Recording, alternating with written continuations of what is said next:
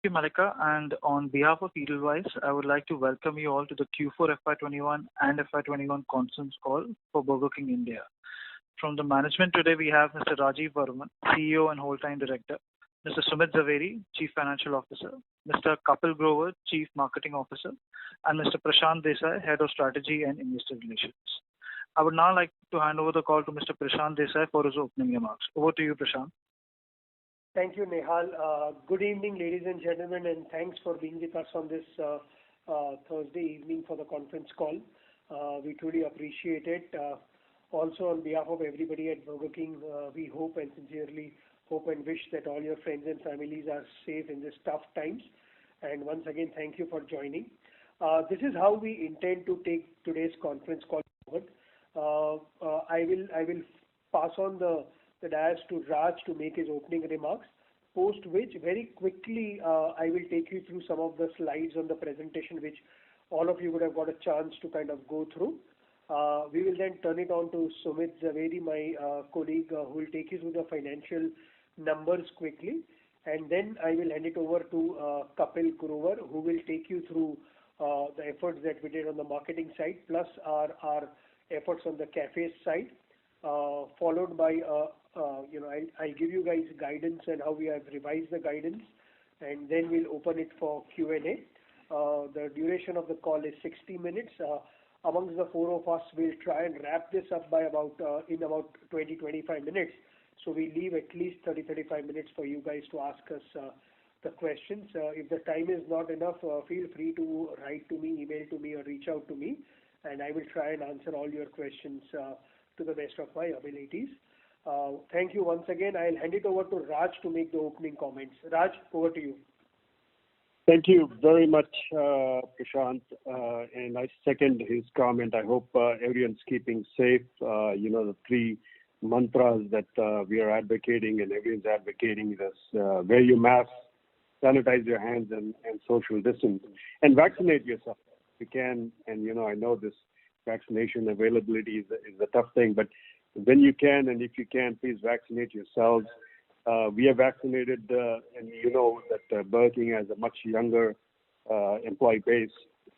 So we just started after the under 45 started, but we have vaccinated about 15% of our employees, and we continue to kind of move forward on that in a rapid basis. So please take care of yourself and be safe.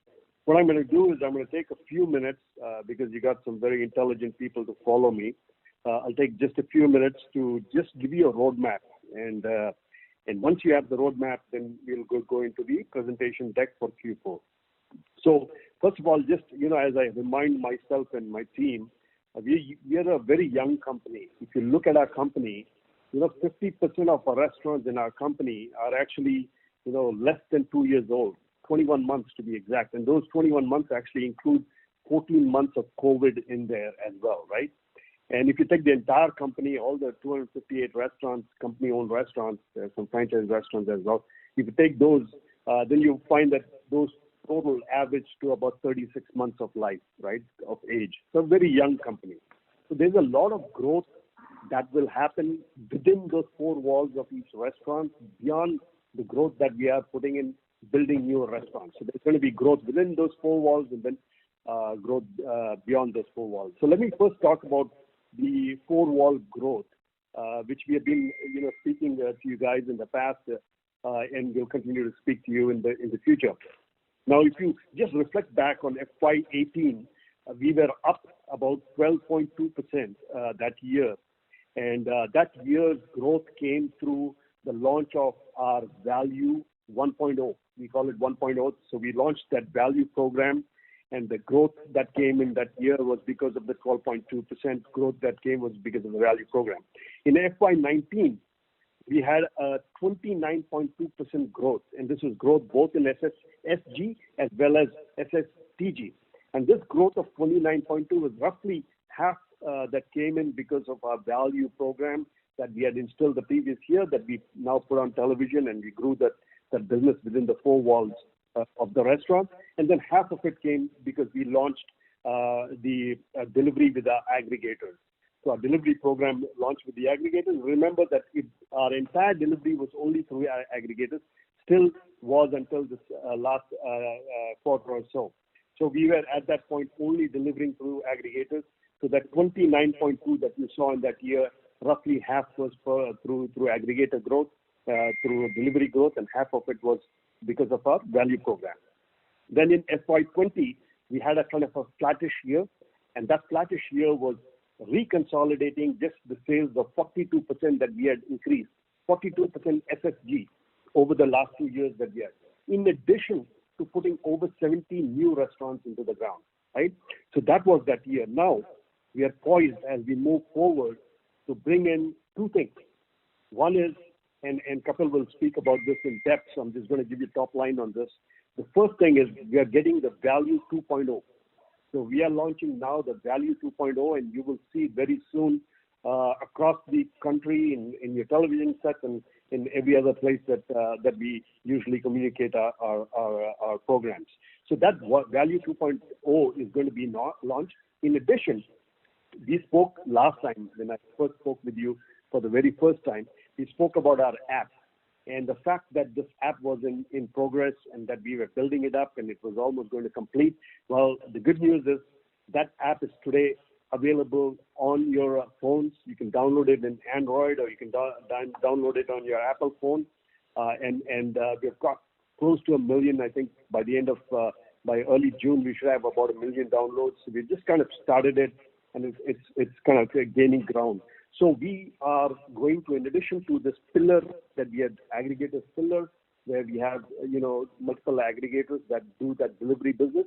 Now we are building a pillar of our own app business, and that's going to be a new pillar to build the four-wall sales SSG that I was talking about. So that's a big one. And then the second one is the Value 2.0.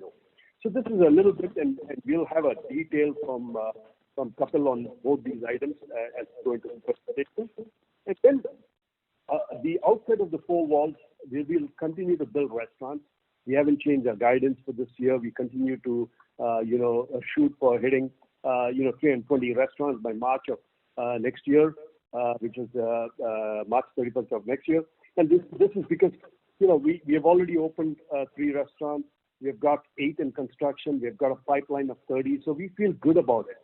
The only reason that it's not our ability to build those restaurants, it's only going to be whether we want to do it. Because I think we will make those judgments as the COVID-19 lockdowns reopen. So we will make those judgments. But the ability, the pipeline, the talent, the staffing resource is all in place to go ahead and continue to build a 320 and continue our journey towards the 700 restaurants that we spoke about in the last call. And the last piece that I want to touch here is a brief announcement that you saw yesterday when we put our deck on in the evening on the portal for you to review. We are launching BK Cafe this year. We will be launching it towards the end of the year. This will be, something that we will be working on. We have done a lot of work. Kapil will speak to that in a minute. But we have, done a lot of work on the design. We have done a lot of work on the menu. We've done a lot of work on equipment, and we are just going to be finalizing those things and bringing them to fruition towards the end of this this year. And then the following year, we will be building 75 BK Cafes as well. So there's a massive program for us to bring BK Cafe up front and move that forward. So with that, Prashant, I think we dive into the deck. Sorry, I kind of ran a little longer than I should, but I'll turn it over to you back again so you can guide through the rest of this meeting. Thank you. Thank you. I'll quickly take you through some of the slides and what we are trying to communicate there, and I'll be quick about it. So if you come to slide 3, for those who have the presentation in front of you, essentially what we are saying is our revenue recovery in Q4 was 103% YOY, and our ADS recovery in Q4 was 92%. And we have shared some data with you to kind of give you guys a sense in terms of what was the recovery on the delivery side and on the dine-in side. We also shared data with you in terms of what our recovery was regional wise. So West was at 116%, South and East was at 113%. And our sense is we did better than industry, and North was at about 108%. One important point we want to kind of drive home is that Q4, our gross margins were 65.6. And 2 points I want to highlight. One, what Raj mentioned, that it's still early days for us in the country. We're just about 6 years old. And second point, if you guys would recall, last time we had kind of guided that we'll end FY22 at 65.5. We have already achieved what we probably intended to do next year in the last quarter itself. Driven by gross margin improvement and operating cost efficiencies, we reported a restaurant level EBITDA of about 14 crores. Next slide, 14. The only thing that we would want to kind of highlight, which Raj mentioned, we are on track to take the total number of restaurants to 320 from about 265 where we ended 31st March with, and the currently restaurants under construction stroke pipeline at 38. So we feel reasonably confident and comfortable with that number that we are guiding today. Kapil will discuss a lot on the app side, but just to give you on a very small base yet, but the BK app delivery revenue growth was 2x on a quarter-on-quarter basis, and we are seeing massive traction on that. Kapil will also obviously get you guys up to speed with our strategy and its impact on our gross margin on the stunner menu that we have launched, where we are trying to redefine the way India looks at value in the international QSR space. And of course, the big news of us launching BK Cafe in FY22. Currently, based on everything that we are going through, we should be able to, beginning of next financial year, January on, we should be able to launch BK Cafe, and Kapil will dwell a little more on the concept over there. Next slide is again just giving you a store ramp up, not just where we plan to be in FY22, but our guidance in FY23-24. And as some of you are probably joining for the first time on this call, our requirement under our MFDA that we've signed with BK Corporation globally is to reach a number of 700 Burger Kings by December of 26. Next slide will give you some sense in terms of when we reach that number by calendar year 26, December 26, 700, how will geographically we be spread? And again, as Raj keeps saying, this is just a milestone in our journey. This is just one full stop or a comma. Post December 26, you will see us adding a lot more restaurants. Clearly, the yellow in the map shows Northeast is somewhere we'll start building out after that. West also, if you see, by December 26, will only be 165 restaurants, where our incumbent is more than 300, even more than that number even now. So there is a lot of room for us to grow even beyond CY26. Quickly coming to a broader business update, on slide number 8, we have shared with you our recovery right through April of 2020. The only thing that I want to kind of highlight is the March 21 number, and something which is written in fine print, that the second wave, the further dining restrictions started somewhere around March, and yet we are at about 111% EDS recovery. Next slide, we have shared with you, quarter-on-quarter regional breakup of our recoveries. Again, it's pure data. If you have any questions, happy to take them post this call. Next slide 10, we shared with you what our dine-in and delivery mix was ending March. As you probably will see from that, dine-in was 57, delivery was 43. Interestingly, the recovery on the delivery side has been absolutely robust. The recovery is now 124% in March, and dine-in recovery, you guys will probably know from our last call, 55% of our stores are in malls, which took time to kind of open up. Within then multiplexes, we were expecting big blockbuster releases sometime around April, but because of the lockdown, we did not have that. So the dine-in recovery lagged delivery recovery, but it was still at 93% in March. Next slide 11, is on a SSSG, trying to help you reconcile with what we went through. Raj has spoken extensively on this in his opening remark, that we were coming on a very large base, and obviously COVID. So that's the data point on same store growth. Coming to financial performance, I will now hand it over to Sumit, our CFO, to quickly take you through those slides. Sumit.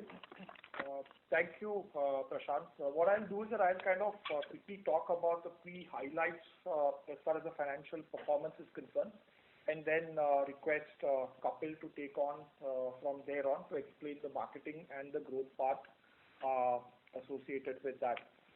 As far as the overall revenue is concerned, we did a revenue of 195 crores for quarter 4, up from 163 that we done previous quarter, a growth of 20%. One of the key highlights on the financial performance that I want to really kind of draw attention is on the gross profit side. We moved up from 63.9% to 65.6%, an improvement of 1.7% on gross margin. As Prashant initially was talking about, we kind of we had guided the market to 65.5%. We've already got to that in quarter 4. And in line with that, we would be revising our guidance for next financial year. And then as Kapil talks about some of the other initiatives, the guidance for FY24 also would then accordingly stand changed. And we will talk about it when we come to that. As far as other cost line item is concerned, just want to draw your attention that, we've literally, with the help of our development team, we've been kind of talking to the landlords and got substantial relief in rentals. Quarter 4, we had a rental relief that we had taken to P&L around 16 crores, which in the current quarter is 4.5 crores. And that is effectively the main difference when we literally come down into the restaurant EBITDA level. We had a restaurant EBITDA of 14 crores and a company EBITDA of 0.2%, a margin of 0.2% or 46 lakhs. We report numbers on after considering the change in the lease accounting standard. Based on that, our company EBITDA stands at 12.5%. And going forward, we would effectively start reporting the numbers and our financial performance discussion on a post-Ind AS basis. So with that, effectively, I would kind of hand it over to Kapil to take us through the marketing update for the quarter. Thanks, Sumit. Good evening, everyone. As you saw, the last quarter we had good sales recovery, and that was driven by a strong marketing calendar. Now, just before I talk about our calendar, our menu is kind of a barbell strategy, right? On one end of that barbell is our signature premium menu, which is the Whopper and our recently launched Kings Collection, which helps us drive frequency and premiumization. On the other end is our value menu, which helps us drive traffic. Yeah. So let me first talk about the Whopper, and I'm on slide number 15. The Whopper is one of the most differentiated and unique products in the category because of its size, quality, and the taste experience it offers to the consumer. Now, we are investing behind building Whopper almost as a sub-brand of Burger King. And this quarter, we ran a trial program to get consumers to experience the Whopper, and we saw a fantastic response where we saw a 50% increase in volumes and a significant increase in awareness of the Whopper from 4% to 53%. Now, in addition to this trial offer, we also launched Twisted Whopper.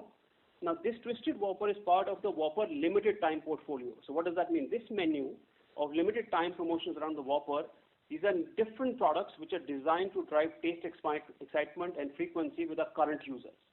And that also got a great response from our fan base. We also integrated Whopper in our topical activation like Women's Day to drive saliency and revenue. So that's about the Whopper. On the other side of the barbell, on slide number 16, is our value menu. As Raj mentioned, this is our Value 2.0. Now, we've soft launched a branded value proposition, right? It's called the Stunner Menu.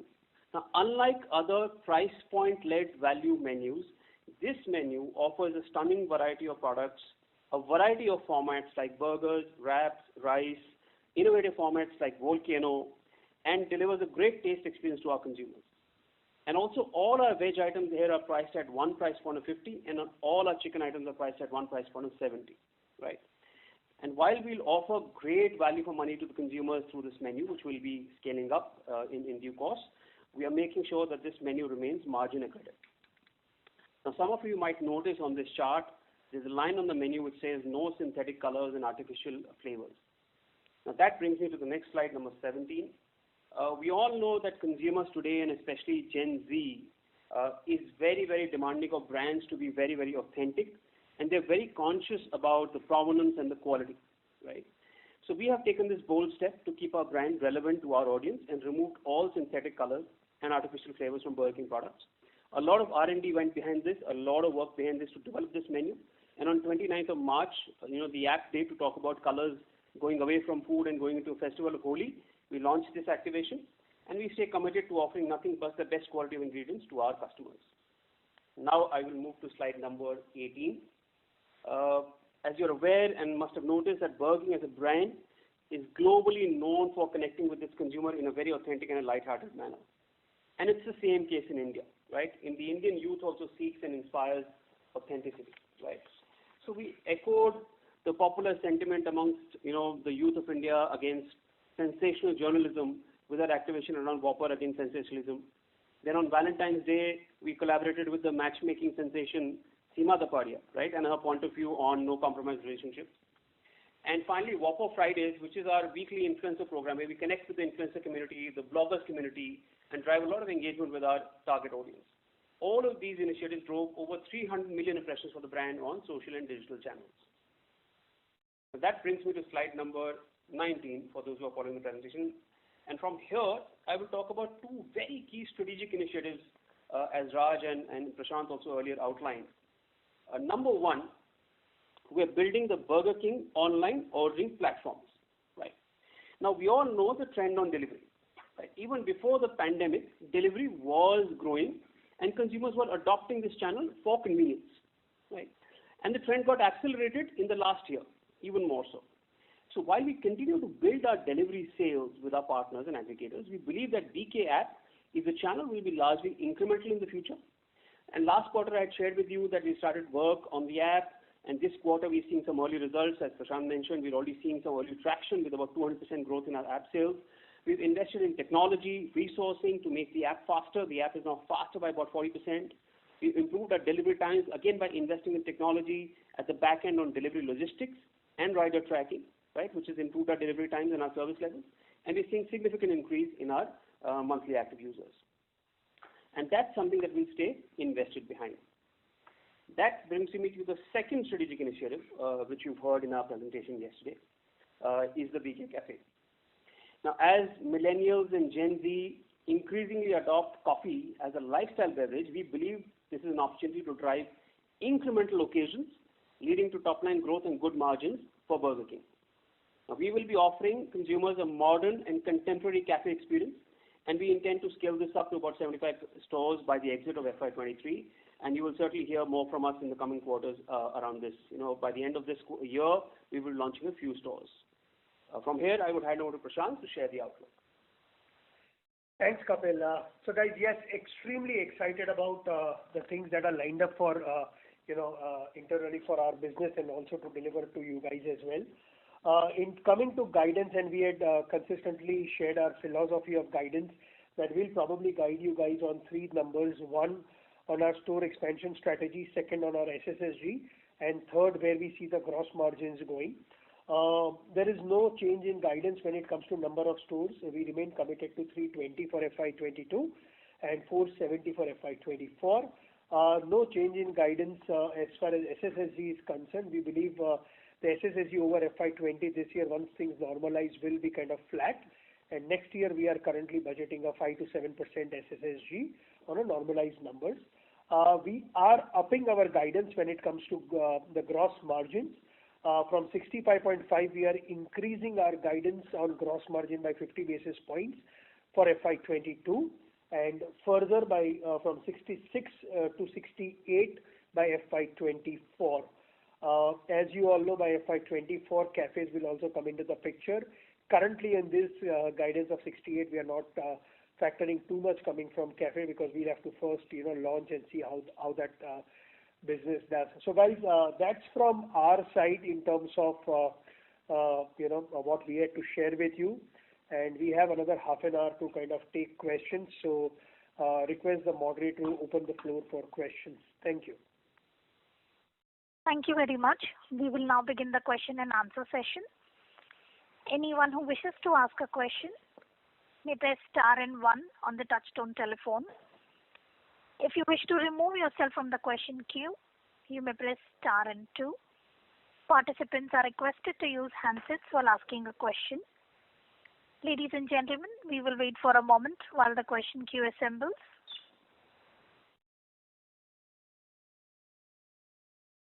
The first question is from the line of Avi Mehta from Macquarie. Please go ahead.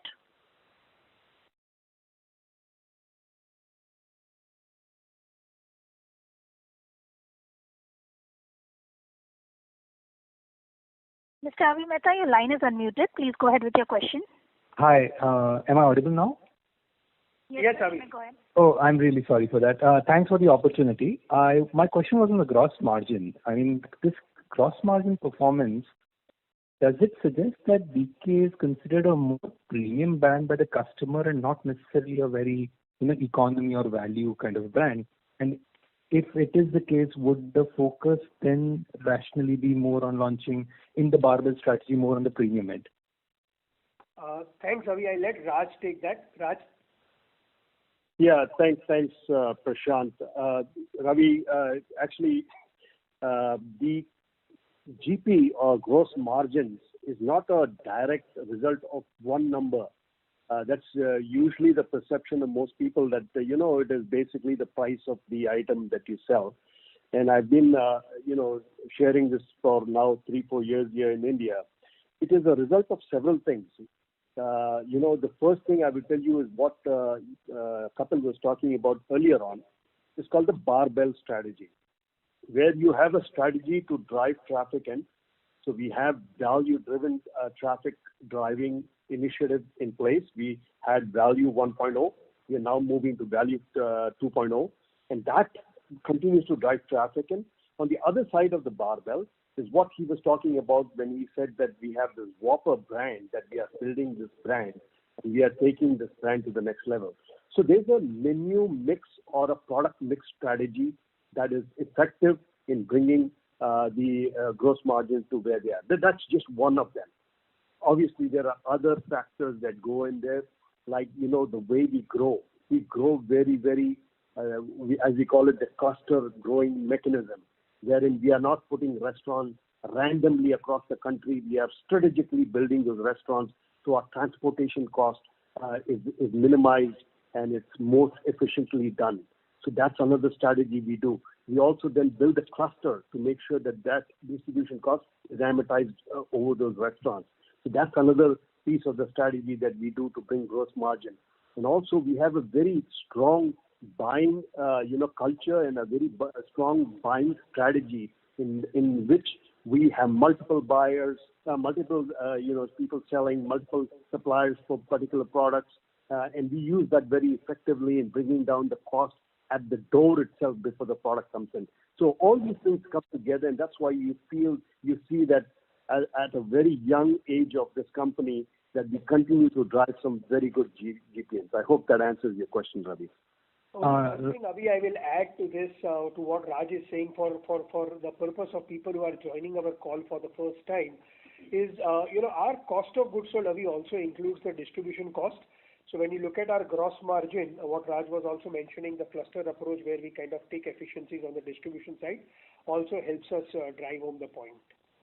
No, so just let me follow, if I can follow up. The 200 bits expansion that we have kind of done on the FY24, that is, if you were to split it between the efficiencies and the premium, what would the rough split be? I'm not looking for exact number, but would it be fair to say that it will be largely driven by efficiency gains, or would it be fair to say it is largely driven by premiumization? So let's put it other way around, Avi, to answer your question. A large part of that is going to be through efficiency. Product mix change is something that's difficult for us to sit over here and forecast and predict. But as Kapil said, because we are consistently going to build Whopper as a property, which is a premium product, there will be some element of product mix change, but large part of what we are guiding is based on efficiency. Okay, perfect. So that clears from that. And the second bit essentially is on any consumer trends in behavior that you've witnessed in March. That was the only normal month, if I may say, that we witnessed. So anything that you can kind of give us a sense, and any sense about 1Q, if you can share. That's all from my side. Thank you very much. Take that. Well, hi, Avi. I think, March was, early parts of March and Feb was the only time that the lockdown opened up a little bit, and we saw some traction come back in the dine-in channel and the takeaway channel. But yeah, this is a very unpredictable pattern right now, right? We've again seen a wave of lockdowns come in. So it's right now unpredictable. What we've certainly seen is that delivery has become a bigger channel than what it used to be pre-lockdown. It's become a channel driven by convenience and safety. And as the lockdowns open up, this consumer behavior will sort of settle down into a new normal, which is a oft-used phrase. And there will be some gains on delivery, but dine-in and takeaway will come back in its own form once the lockdowns come out. But as I said, it's unpredictable right now to sort of put a number on it. Thanks, Avi. Thank you, Lord. Thank you, sir. Thank you. The next question is from the line of Tejas Shah from Spark Capital. Please go ahead. Hi, thanks for the opportunity. My question pertains to our SSG guidance. So considering that 50% of our store is very young, and then all the initiatives that we spoke about, is our guidance very conservative on 5 to 7% SSG growth? Yeah, whichever way you want to look at it, Tejas, it's difficult for us to currently, given the environment where we are. Currently we feel comfortable guiding at a 5 to 7%, and our thinking there is that there is generally a 3-4% price increase which most international QSRs take in a year intelligently, and then the rest is kind of going to be driven by the traffic growth, which will again be a function of how the GDP performs. So we feel confident and comfortable on a 5 to 7%. And as I mentioned in the previous call, this is a moving number, moving target. If the business dynamics change in a quarter, which might kind of, will give us the confidence to kind of come and up the guidance, probably next quarter after that, we'll come and revisit that. But currently from where we are sitting, this is the guidance we are comfortable guiding you guys at. Sure. But this will be largely driven by price hikes or food inflation, or in general, you believe that if your throughput also will drive SSG going forward? Because the stores are very young. That's why my question is on it being a very conservative number. Fair point here, but currently you can take it as a 50-50 split between traffic growth and price increase. Sure. Second question pertains to our store expansion guidance, and you have been very categorical on what we want to achieve by 2026. So in terms of capability, how should we think? Will it be steady state, same run rate kind of addition every year, or we have capabilities to step up, accelerate the pace if the environment allows us? And what is the maximum number of stores, if I may rephrase the question, what is the maximum number of stores if macro allows us to, or supports, we can open in a year's time? Let me take that. 20 stages we opened 73, so that's something that we have demonstrated from an execution standpoint. But I will let Raj kind of give you a much more holistic overview on your question. Raj? Yeah, thank you, Prashant. So Mr. Shah, if you look at our study that we did back in 2013 when we first started putting this whole plan together, on a spec max, we had put in 1,000 locations at that time. So you're talking, about 7 years ago. That was the kind of potential we saw when we kind of drafted this. This is the reason we signed on to a 700 MFTA plan, knowing fully well that the potential even 7 years ago was about 1,000, right? So that was very clear to us in that respect when we started this whole game plan. Now, as we continue, and that slide, that if you can go back to that slide and see where Prashant was talking about, the appearance of our restaurants, in 2026, how it's going to look. And you see that it is very uniformly distributed with a lot of gaps as well in the whole chart, which tells you very clearly that the potential, even if you look at the west and south, the competition has more restaurants today than what we are planning in December 2026. So the potential even in that market at the end of December 2026 will be much more than what we are going to build. Now, as far as the pace of growth, you just have to look at what we have done in the past to project what we are going to do in the future. Every year, we have outperformed the MFTA except this COVID year, right? The COVID year was intentionally, we put a kind of halt as a company. But if you look before the COVID years, every single year we have outperformed the MFTA. There's no reason for us not to do that in the future years if it makes sense for us to do it. If we are not following, just the MFTA, but we're following the business opportunity. And if the business opportunity, prevails and we have a pipeline, we will absolutely execute it much faster. Thanks, Raj. Thanks, Tejas. Yeah, thanks. Yeah, just one follow-up if I may squeeze in. And then this is an observation and perhaps academic in nature also question. But any reason why Eastern UP, even in 5 years, we are not getting or having any store there? No, actually, Mr. Shah, we have started Eastern UP. We have got Varanasi, we have gone into Lucknow, we have gone into Kanpur, we have gone into a lot of cities over there. Allahabad, we have gone in there. So we have just started building it. Like I said, we have a very disciplined approach to how we build. We just don't just go erratically across. We build a hub, and we build a DC, a distribution center, and then we start building so that we keep our total cost to our company, to those restaurants, very effective. It would make no sense. I've got opportunities. I've got 2-3 sites in Guwahati, which will be, 3 lakhs, 4 lakhs kind of area sites. But I'm not jumping and going into Guwahati until I build a Kolkata base and then, go out from there and build out the outlying cities.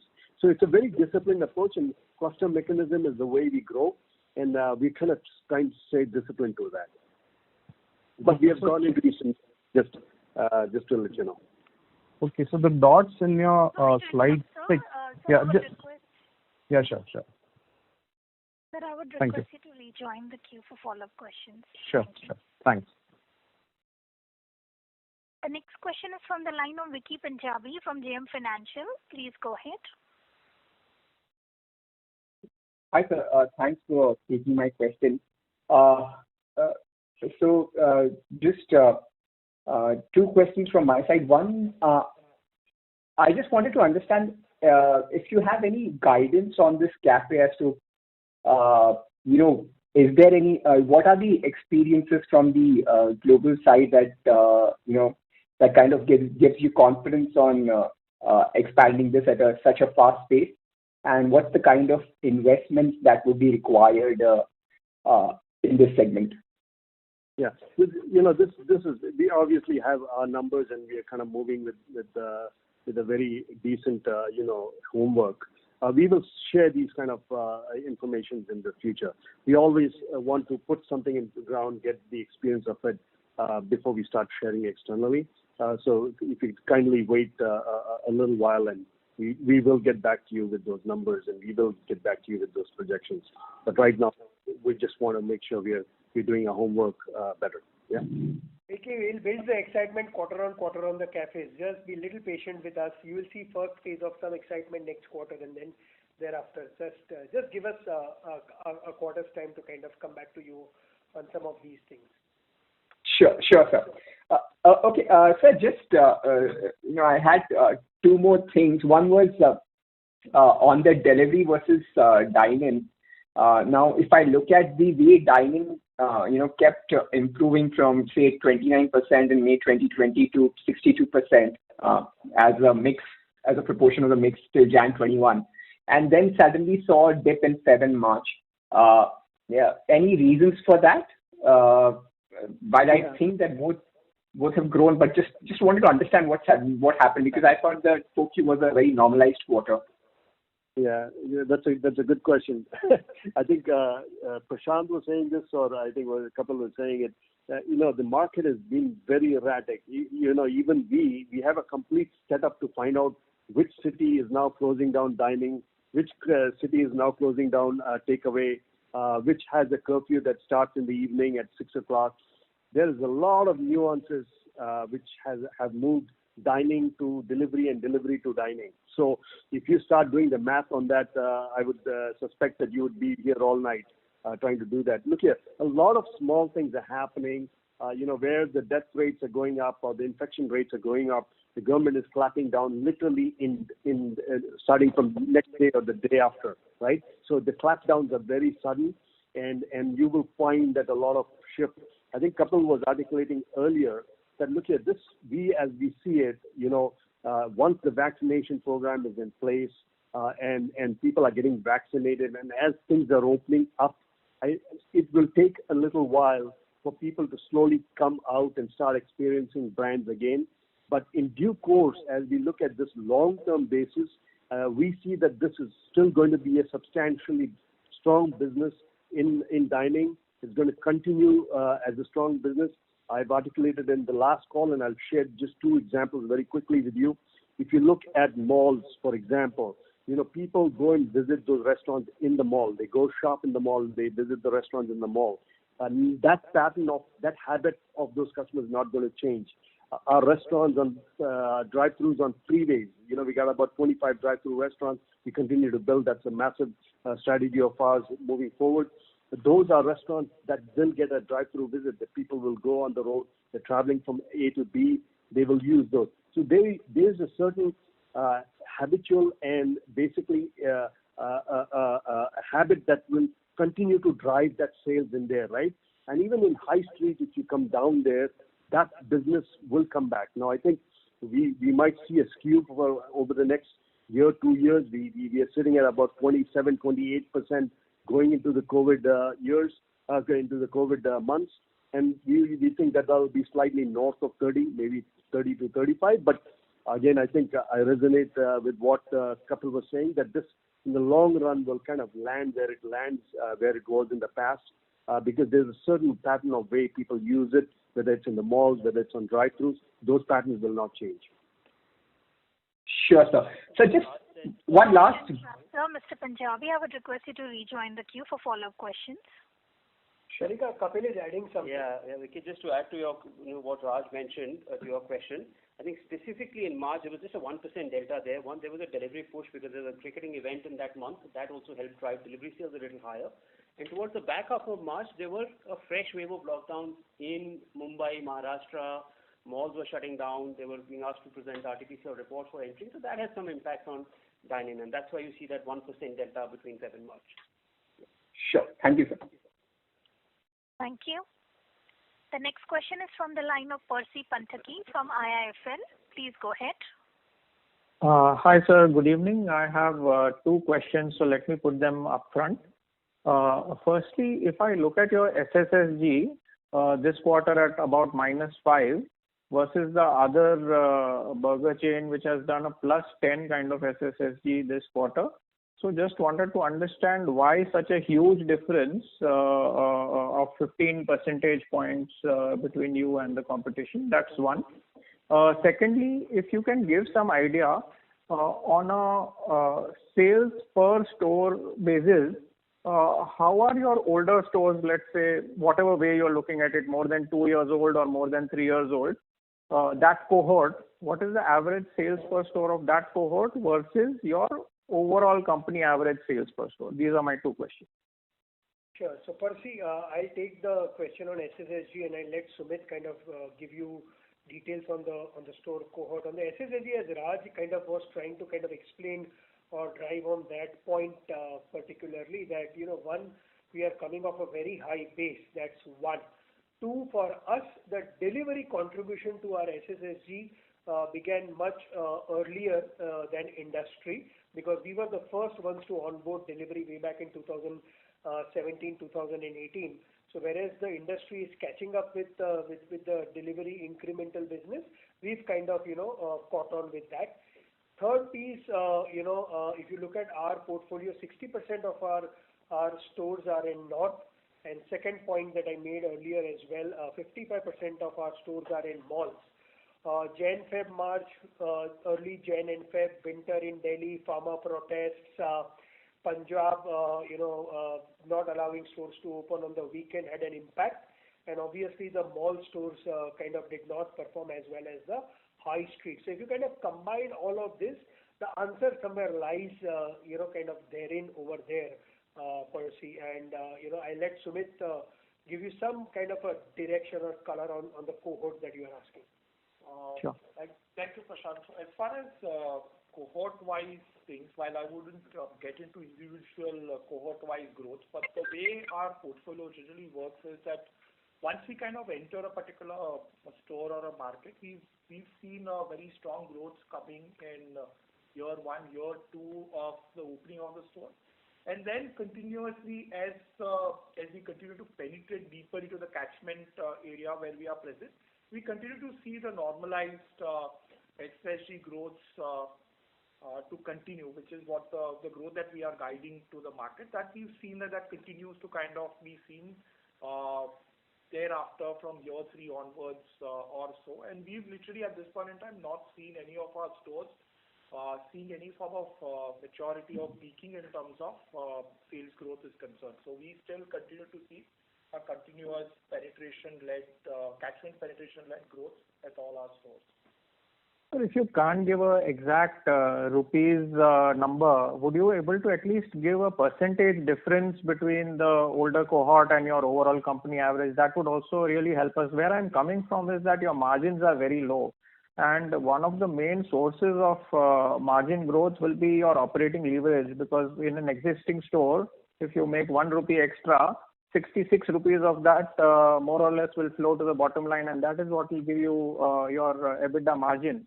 So if I know what is the difference between the older stores and your company average, that helps me to model out what kind of margins your company can make in the longer run once all the stores come up to that kind of a level, or a large percentage of the stores come up to that kind of a level. That's where I'm coming from. Fair point. So Percy, let me answer it. I try and give you a sense. So, in the first call last time we mentioned that pre-COVID, our portfolio-wide average was about 1,10,000, 1,15,000 on an ADS basis. If you look at the stores that we opened in 2016, 2017, and which will be entering their 5th year, that would be about 40% higher. Okay, that helps. Thanks a lot, Prashant. And that also just, you got to understand that those stores also are young stores, right? They're also not stores that have been on the ground for 5, 6, 7 years. So there's going to be continuous growth within the 4 walls of those stores as well. So that, just take that in perspective as well. But you can at least, you can see the gradient. You can see the gradient between the two, I think, which is what you're looking for. That makes sense. Right. But that also brings back to Tejas's point that if the older stores are 40% higher and your younger stores are such a big cohort, then the growth rate of 5 to 7%, I think, is on the conservative side. It is a fair remark, yeah. What do we mean? As I mentioned to Tejas, Percy, that's where we feel comfortable. One small clarification on that I will give you is when we are guiding 5 to 7% same store growth for FY 23 and onwards, in that we are not factoring the cafe growth. So that obviously will be loaded on that. But currently that's where we feel comfortable. And as I said, this is a moving target. We'll revise this every quarter should the business give us that confidence. Thank you. The next question is from the line of Prasad Deshmukh from Bank of America. Please go ahead. Good evening. So 2 questions. Firstly, on the flexibility in terms of the kind of stores that you can open. Is there any scope of tweaking the size of stores down if delivery becomes a large part of the business, especially given we are now talking about 3rd, 4th wave of COVID? And if tomorrow you find, say, dark stores feasible, would you have independence to do the same as part of your overall guidance on stores? The answer to that is yes, Prasad. The MFDA kind of gives us complete flexibility to pick and choose where we want to open the stores. As we mentioned in the previous call, because we were starting out somewhere in 2014, 2015, all the malls were low-hanging fruits, consumers' footfalls were high, so we kind of went and took leadership position there. As we mentioned last time as well, going forward, if I'm going to say open 50-55 stores in the current financial year, will incrementally 55% of my store comes out of malls? Answer to that is no, because there are only about 10-15 stores across the country coming up in malls. So from that perspective, going forward, the mix will change, and we have absolute flexibility, not just with respect to the mix, but even with respect to the size that we choose for each of these stores. Because, as Raj mentioned in one of his comments, this is one of the most important and critical capital allocation decision that kind of the company takes, driven by Raj, is on store opening. So we want to believe that we've been disciplined so far, and we will continue to kind of adhere to that kind of a discipline. So just to clarify, even a dark store will be counted as a store in this setup. Correct. Okay. So the second question is, post-COVID, has there been any feedback or support mechanism for Burger King as a brand owner to overall help franchisees, like say sharing as to what is working in different geographies or any such support? Yeah. So let me take that, Prashant. Yeah, I mean, there's multiple kind of avenues of that support that we have got from our franchisor, if that's the question directly answering it. Yes, it's not only just the insight and support, and then also both. They have been nothing but a fantastic partner all through the journey. So we are very blessed to have this kind of franchisor. Thank you. Thank you. The next question is from the line of Amnish Agarwal from Prabhudas Lilladher. Please go ahead. Yeah, hi. A couple of questions from my side.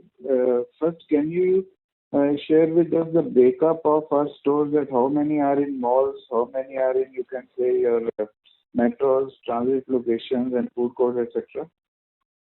So Amnish, so of the 256 stores that we have, 55% of the stores are in mall and food courts, 30% are in high street, and the balance 15% are in drive-through and transit being just 5%. Okay. And my second question is regarding the guidance. We have said your FY20 level of SSSG. Okay, so are we referring to your sales per day, because or we are in FY22 saying flat SSSG means basically the SSSG level of FY20, what exactly we are referring to? And the second part is that given the fact that we are going to launch cafe, which has got much superior margins, and we are already running at 65.5, 66 kind of a run rate, do you think 68% could be a conservative number in FY24? I let Sumit answer on the first part. On the second, you guys all look at data, right? If you think 68% is conservative, no, I don't think it's conservative. I would want to go. It's a realistic number, Amnish, today from where we are sitting. And believe me, there is a lot of work that needs to go to kind of achieve 68, because as I mentioned, I think to Avi as well, what you are looking optically 68 is closer to 70, because there is about 200 to 250 basis point of distribution cost, which for us comes within cost of goods sold. So if I'm kind of guiding that I will be at about 70% compared to industry, it's a realistic guidance, but we'll all have to work very hard to deliver that number.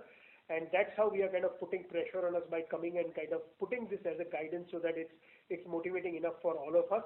So I would want you to read this more as a realistic number than as a conservative number. And yes, keeping fingers crossed that we surprise you. But I'll let Sumit answer on the SSSG side.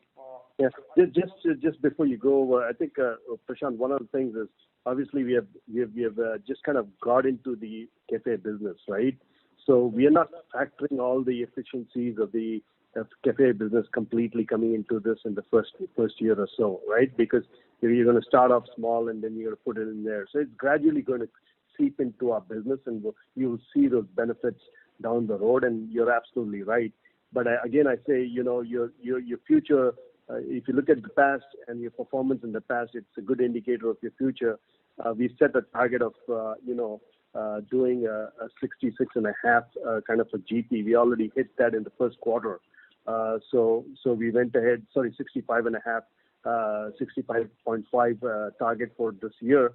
And we already hit that on quarter one. And then we strengthened our guidance to 66. So I think we'll continue to be that kind of a company, if you will. We will always want to over-deliver and do a job that we think we can do. So over to you, Prashant.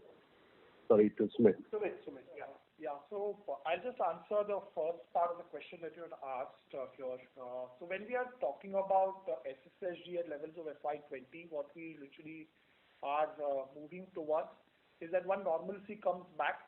The portfolio level average daily sales per store, we effectively go back and achieve what we would have achieved in FY20. We are basically benchmarking ourselves to FY20 levels. Because of the period thereafter till now is COVID impacted. And if I was to earlier part what Prashant was talking about during the earlier question that was asked on where do we stand on our ADS, effectively portfolio average ADS we are talking about of 110 to 115,000 once effectively things start coming back to normalcy. So guys, we have time for another 3 questions. So 3 people. So if we can, I would request the moderator quickly, get on with that. Thank you. 3 people, but 1 question each. No, sir. Let them ask 2 questions. That's fine. Thank you. We'll move on to the next question. The next question is from the line of Avinash Singh from Ashreq Capital. Please go ahead. Hello, sir. Just thank you for the opportunity and hope you all are doing fine. So just wanted to ask, wanted to get a sense that since now we are planning to launch our own app, previously we were using the aggregator. So these facilities, ordering facilities will be available both on aggregators and the own app. Or in addition, if we are getting most of the orders from the own app, so what will be the uptick in the margin that we can see? That's all from my side. Yeah, let me take that, Prashant. First of all, we will continue to build our business with the aggregators. So we're not stopping doing that. I think it's a good platform. It's if you look at the aggregator app, it's like a food court, right, with all the options on it. So we're not going to stop doing that. We're going to continue building up business with the aggregators. We are going to also build a business that never existed on our app, right? That this business never existed before. We're going to start building that on our app, and it's going to come with its own, kind of bells and whistles, and it's got, like a couple were saying earlier, a loyalty program that's not there in any burger business here in India.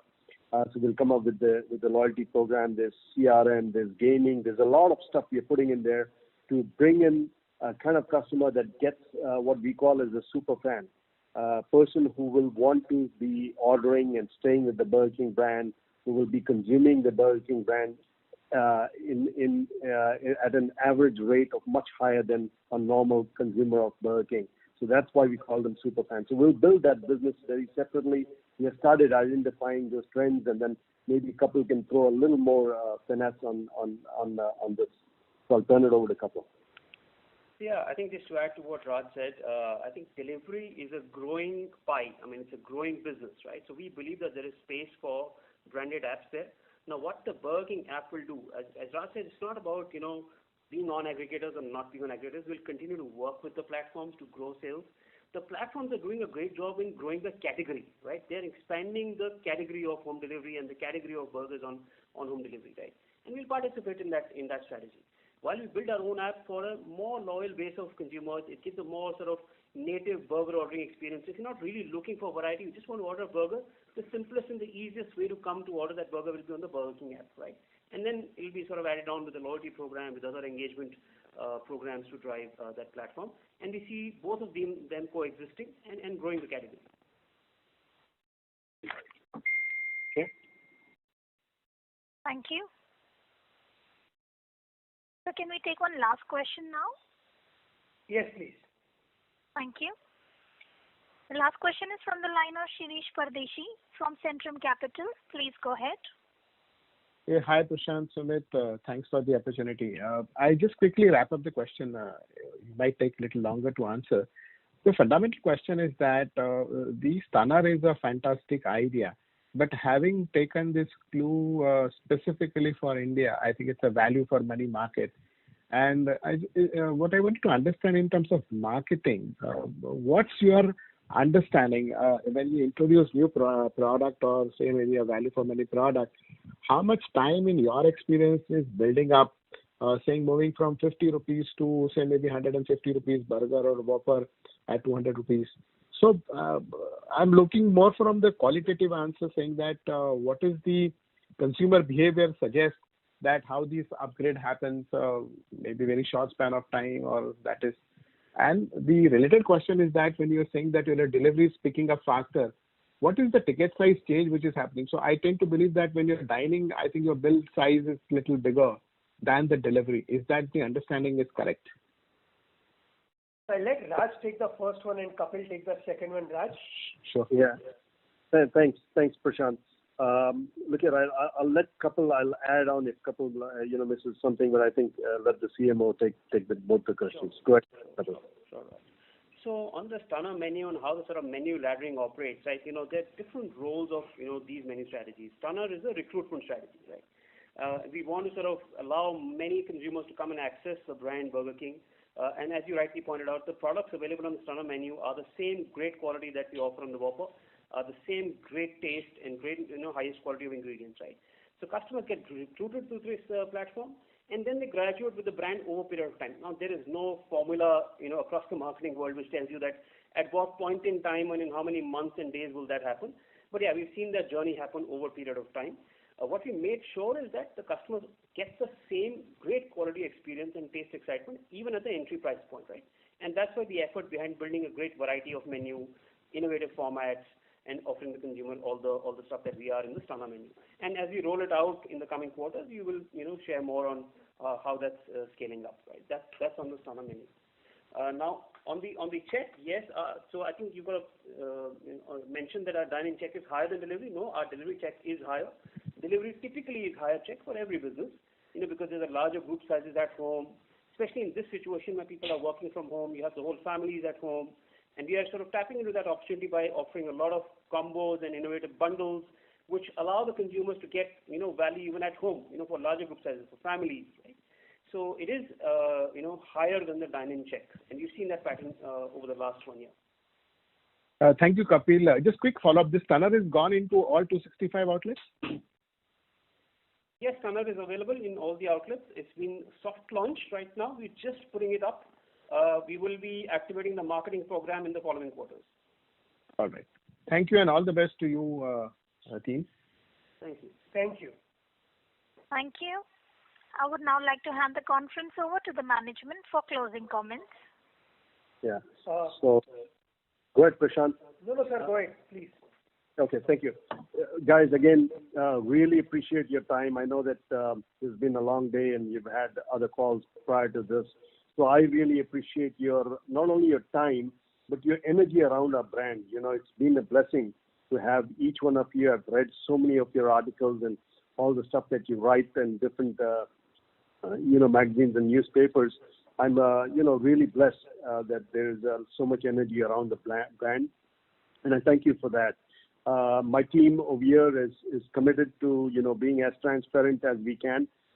We obviously need to protect our business for competitive reasons, but there's no other reason that we would withhold any information. I think we are giving as much as we can, and we'll continue to do that. So thank you again for your time today. And if there's anything else, Prashant, I'll turn it over to you in terms of even housekeeping.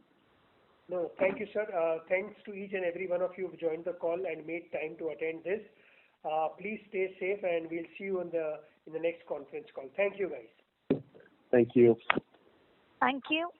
On behalf of Edelweiss Securities Limited, that concludes this conference. Thank you for joining us, and you may now disconnect your lines.